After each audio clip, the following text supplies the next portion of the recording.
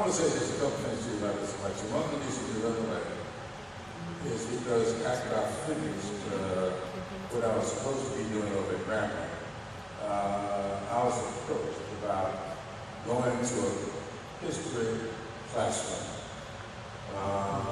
And I really did not want to say no. And Michael had gone off to get my boarding pass so I could get out of here to get back to a funeral in the morning. And I usually don't say no. I usually leave it up to my staffers to say no. And so they were trying to take me to the classroom. Now, I was looking for him so he could say no. He wasn't there. So I ended up in that classroom. But after I got there, it was a class of seniors. And I go into a lot of classrooms. I go before a lot of groups. And I was absolutely amazed at how intensely interested those young people were. I think they're beginning to get what this election is all about. As I said to them, I started out my first career teaching history in the public schools in Charleston, South Carolina. I am at heart still a history teacher. I love history. I study it, I read it incessantly. And I used to say to my students all the time, and I found myself saying to those young people earlier, I'm sitting here today, one of the reasons, the main reason we study history is because we must always understand that anything that's happened before can happen again. And this is not just a slogan, this is not just a saying. Our history teaches us that. George Santayana once wrote, any people who fail to learn the lessons of their history are bound to repeat them. Now the question is, have we learned the lessons of our history? If we learn the lessons of that history, then I am convinced that we will start with tomorrow morning when early voting starts here in Louisiana, and for the next 8 days, one of which you cannot go come Sunday, but for 7 voting days, we will make sure that we get every eligible voter to the polls, because this election is to be won or lost long before the polls open on November 4th. That's a fact. The people who vote starting tomorrow for the next 7 days, but the 28th, I believe, those people will determine the outcome of this election. And if we lay off, sit back, then we are going to lose. Now, what is it that we will lose? One of the reasons the polls are showing what they're showing in here, the average polls have got Mayor Andrew running behind. But let me tell you why. It is because, and all you have to do is compare it. Look at polls and look at North Carolina, and you will see that in North Carolina, Kay Hagan, that everybody thought was dead meat, she is leading in North Carolina. Here is why we are running behind here in Louisiana, but leading in North Carolina, which was not expected, is because something they call an enthusiasm gap. That is factored in all of the polling. And they are telling us that the enthusiasm gap in this election is 12 points. What does that mean? That means that the people who are against raising the minimum wage, the people who are for getting rid of the Affordable Care Act, the people who are for privatizing Social Security and against expanding Medicaid, those people are going to the polls are 12% more likely to go to the polls on election day than those of us who are on the other side of those issues. That's where the enthusiastic got all the people who want to see student loans. You know, one of the things I find is interesting is that when I talk to people about what this election is all about, they all are getting caught up in this Obamacare. Well, you call it anything you want to call it. It's the Affordable Care Act. I know what the law says. I was the majority whip. It was my job to count the votes. And a lot of people told us we were not going to get the votes on the day of that vote. President Obama called me that Sunday morning. When we were trying to make up our minds whether or not to go forward, he called me and he asked me, do you think we can do this? I said, Mr. President, the will is here to do it. You and I got the rest of the day to figure out the way. My dad used to tell me all the time, the fundamentalist minister, son, where there is a will, there's a way. And while I was saying to the president that the will is here, you and I got to figure out the way, and we got one day to do it. Well, as you know, we did it. And what did we do when we passed the Affordable Care Act? We said to those people who have been saying to little children born with diabetes, you will never be able to be covered under your family's insurance policy. Just think about that. A young couple going to work at the age of 21 or 22 years old, and they start a family 2 or 3 years later, all of a sudden they've been paying in their family insurance policies for 3 or 4 years, and a child is born with diabetes. And the insurance company says, okay, that's fine. We can keep covering you. But this child who didn't ask to come here, who this child, if you had any choice at all, wouldn't be sick coming here, you're going to say you cannot ever have that child covered by that insurance policy that you've been carrying for the last 3 or 4 years.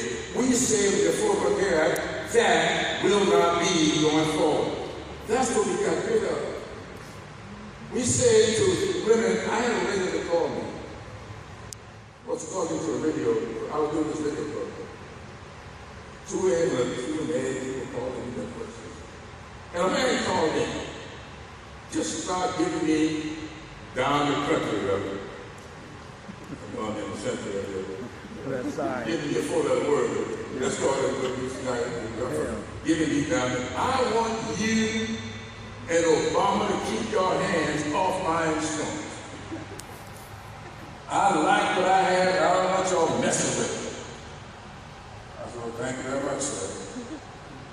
And then keeping with my upbringing, I didn't say anything. Went on to the next question. Look, my lady then called me. And she says, Congressman, I don't have a question. I want to say something to that gentleman who called in a little while ago who says he lacks the insurance policy that he has and wants to keep. See, I started working when I was 22 years old, and I'm now 48. I was diagnosed with breast cancer.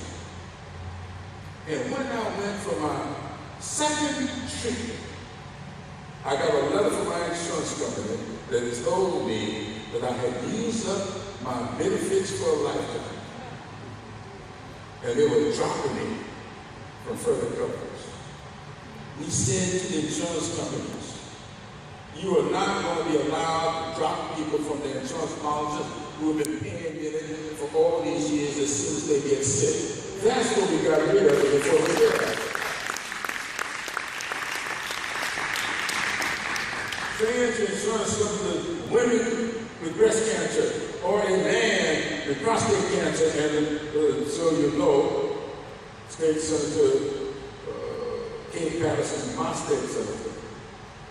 His name is Kay, but he's a he. He's a victim of breast cancer. So breast cancer is negative to women. But we are saying to the insurance companies, We're not going to allow you to drop people from coverage when they get sick. But the big thing, someone asked me not long ago, why is it that these people hate Obama so? Well, now, there's an obvious reason. Well, let me tell you one that ain't so obvious. When we passed the Affordable Care Act, we did something that doesn't get talked about. But the insurance companies know it so well. We said to insurance companies that from this point forward, 80% of all of the premiums that you collect must be returned to the policyholders in the form of benefits. We are not going to allow you to deny coverage to children, to drop people once they get sick, and then plow all that extra money into bonuses for your executives. And the governor of Florida, Governor Scott down in Florida, took $38 million in bonuses this last year at Health South. He was called before the grand jury for having done it, and when he went before the grand jury, he took the Fifth Amendment 78 times, and they still took that $38 million and bought the governorship of Florida. That is what we said you are no longer allowed with this health insurance. That's why they're so angry. They were getting these big bonuses. They were paying all their shareholders at the expense of children, at the expense of women who get sick and men who get sick. That's what the Affordable Care Act is all about. It ain't that stuff that you hear them talking about. That's what's in the law. And some people, and we said to them now, if you're going to return 80%, when your audit is done, anything that you've got that's under 80%, that money must be returned, repaid, refunded to those policyholders. And I'm talking to people who got checks in the mail from their insurance company and didn't know why they got it. They spent it, but didn't ask why they got it. That's what's in the law. So this campaign is all about the enthusiasm that exists among those people who want to go back to that. But one of the things a lot of people don't realize we did the Affordable Care Act. We did something called education reform at the same time. The Affordable Care Act didn't pass along. We did it under something called reconciliation. We did education right along with it. We expanded Pell Grants and student aid, a big, big deal. It's got the banks mad. Here's why the banks are mad. And I don't have anything against that. I spent 12 years on the board of what is now called Bank of America. Back in the day when it was CNS and CNS Sovereign, and before it became Nations Bank, I was on the board for the bank. I don't have anything against banks. But I got something against this practice, and I voted against it, and I worked hard against it. Because 40 billion, I'm not misspeaking here, not me, $40 billion that was going to banks as a pass-through. Didn't do a thing for it. All we said to students that if you want a student loan, you got to go to the bank to get it. The bank is sitting on the money. The federal government is sitting on the money. And all they were doing is processing a pass-through of the money right on to the students. We said that is a waste of money. That money should be going to the students. So we took that $40 billion, forwarded it into the student loans, and said to schools like Grambling and Southern and all the rest of them, you can do direct loans to your students right from your financial aid office. You don't have to go to a bank because they're going to rip off the fees and none of the money goes to the kids. They got angry because we took $40 billion from them. That's what this is about. Check the rules. Check the law. You see it. This campaign is about those with all the power who say they are against government spending and they're ripping off the government continue to rip off the government. You can say what you will, man, about Barack Obama. You look at just these two issues. You have to look at anything else. Just look at what has happened with student loans and education for higher education. Just look at what happened with Affordable Care Act and all this other stuff that they say about Obama. Well, I don't like his swagger. How I go? Oh, you know, I've been married for 53 years. I know a lot about this black president.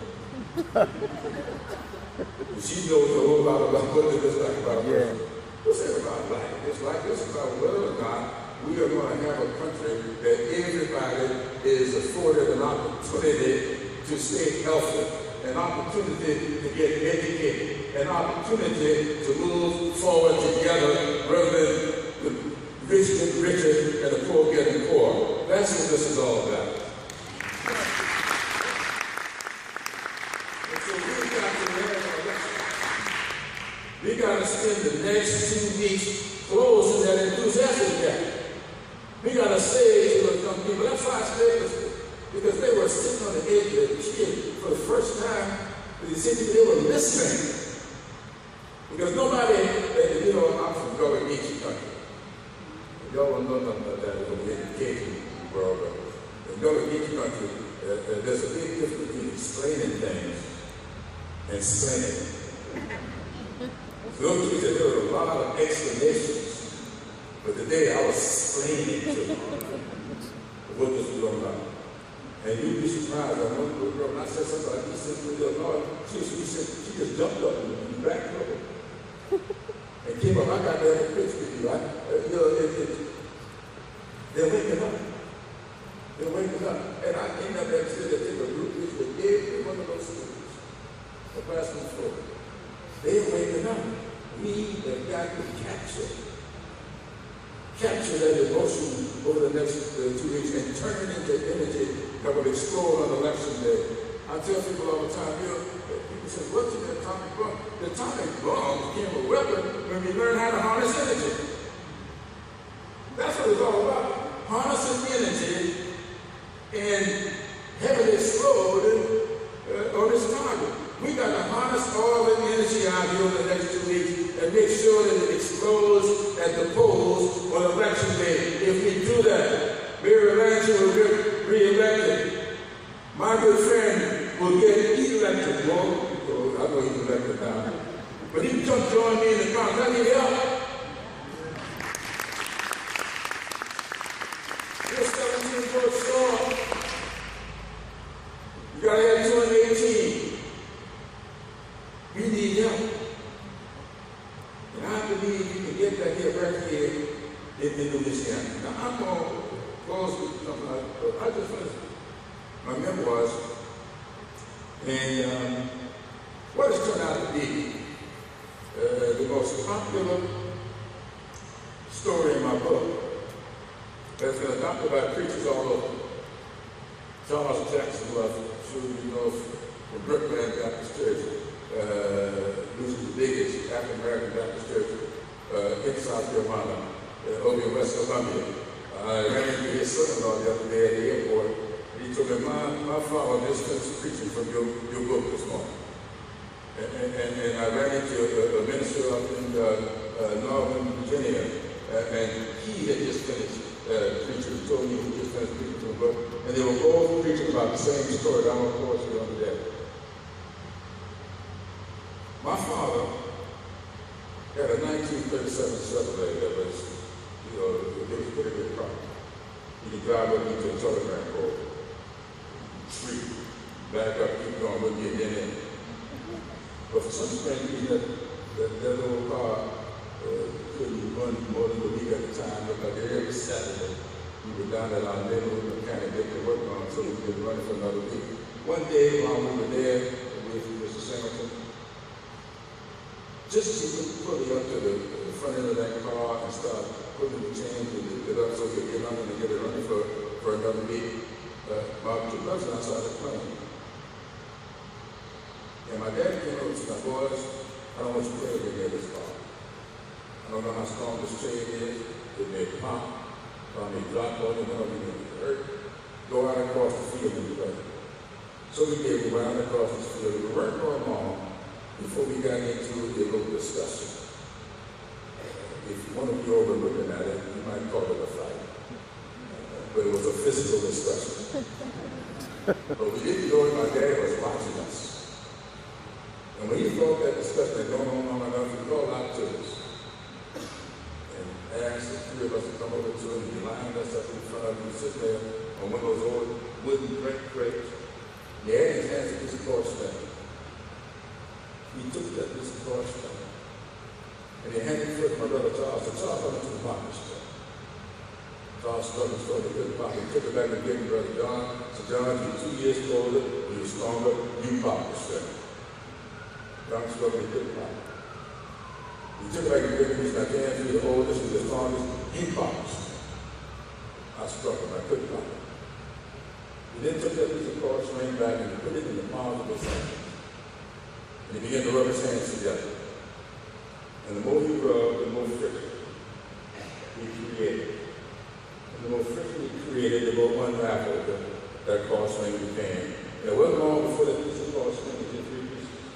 He had one to Charles, one to John, one to me, and said, now boys, pop the string. With very little effort, all 3 of us popped the string. He said, now I want this to be a lesson to you for as long as you live. Don't you let the little disagreements that crop up among you cause so much friction until it's separation. Because if you do, the world will pop you apart and you may never know why. I came here today to say, I don't believe you will always agree on everything. You can't agree with Barack Obama on everything. You can't agree with Mary Landry on everything or Jamie Mayo on everything. You cannot agree on everything.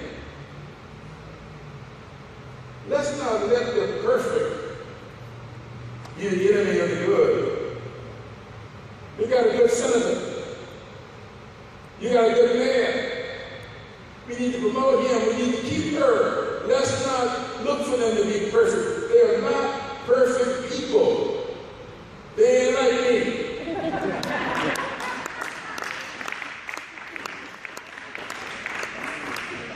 And so, let's take the next 2 weeks and let's go out here and get every soul we can to the polls.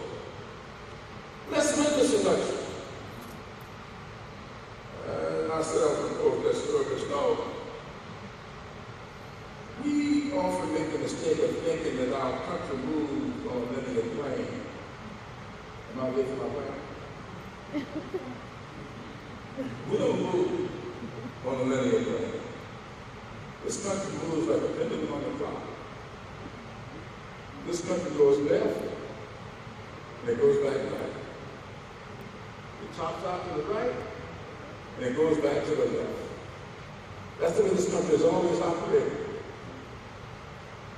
This country went left in 1954, when we got the Supreme Court decision saying that separate from equal was inherited unequal. But you know what happened? The day after that election, all over Louisiana, all over South Carolina, all these billboards went up. Impeach Earl Warren. Get us out of the United Nations. That's the U.S. United States. That's what started the day after that decision.